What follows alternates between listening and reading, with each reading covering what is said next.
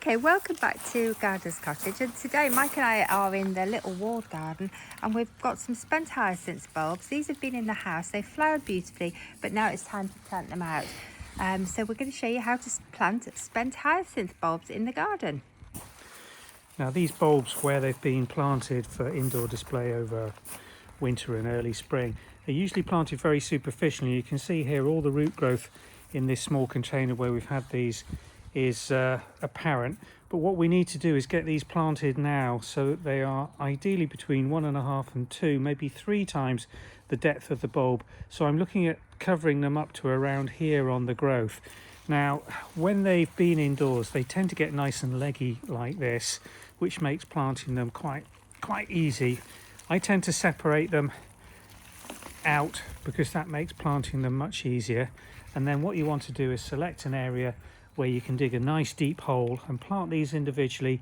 You want them to be spaced about 3 times deeper and 3 times the width apart, and then hopefully they'll do what these ones which we planted out last year will do, which is come back up and give you a nice flush and succession of flower year after year. Okay, I'm just going to zoom in and show you what he's talking about. So let's get a bit closer. So we did these, the same thing with these last year. These were hyacinths that had been growing in the house, and then we planted them out. There's a few more over here. I'm not sure what the dog is up to. She's sniffing something. I don't know what's been in the garden that's so interesting. Anyway, Squirrels. Mike suspects it's squirrels. Anyway, let's go back to what Mike's doing. Mike's going to plant the hyacinth. So he's dug a hole. The hole is about 2 to 3 times the depth of the bulb. So you have to plant hyacinths quite deep, because otherwise, I think squirrels dig them up, or was that crocuses? No, crocuses. Squirrels dig crocuses up, so you have to plant them quite deep as well.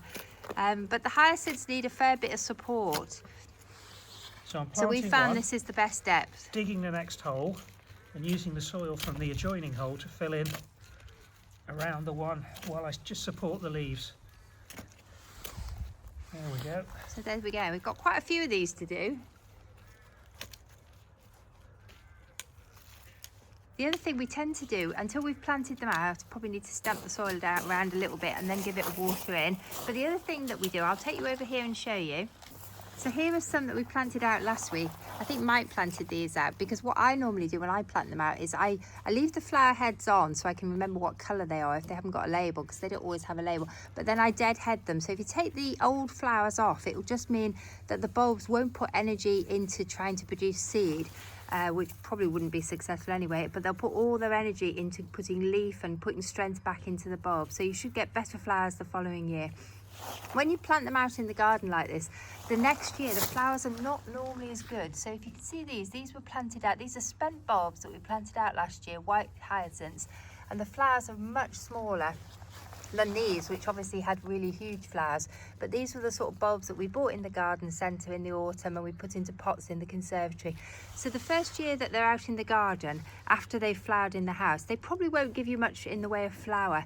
But after a couple of years, if they're in good soil and if you sort of give them an occasional feed, liquid feed, then they'll produce really good flowers sort of 2-3 years down the road, and they'll flower every year for you and come up. So if you've got room, it's best to plant your spent hyacinths out into the garden, or give them to a friend who will plant them in the garden. You don't need to throw them away, and they'll give you lovely flowers for years to come. So we've got a huge pot here of white hyacinths for Mike to plant out. They're actually pretty good, but if you look at the bulb compared to when we put them in, the bulb is a little shrunken and shriveled.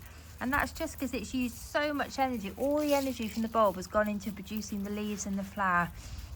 So what they'll need to do, the first year that they're in the ground, they'll just be recovering. Leave the leaves off. Sometimes people are tempted to chop all the leaves off, but wait until the leaves completely die down and go brown before you cut them off, because the leaves are what are going to put the energy into the bulb for next year so that you get some flower. So you can see Mike's planted quite a lot of them out while I've been chatting to you. He's a good worker, isn't he? That's probably why it's best if I do the chatting and he does the planting, because he gets it done a lot faster than I do. And so we should have a lovely display in here in a couple of years' time. I mean, these only went in last year, and the soil in here must be quite good, because these have put really beautiful flowers up. Hyacinths are a good flower to have in the garden, because you can they're scented, and you can either cut them as cut flowers. If you're cutting it as a cut flower, you need to cut really low down. And you can bring them in and stick them in a vase, and they just scent the house beautifully. So this border, we've got a mixed planting here of spring bulbs, white narcissi and white hyacinths. So as the leaves die down over the next couple of months, they'll put some nutrient into the bulb, but then they will start to die down. And this border's planted up with herbaceous that will come up around the bulbs and disguise the sort of dying foliage. So I probably won't cut the foliage back on these bulbs because I want as much as possible of the nutrients to go back into the bulb. So when they start to die back, what they're literally doing is sucking nutrients back in. Anyway, I hope you found this short video helpful and enlightening.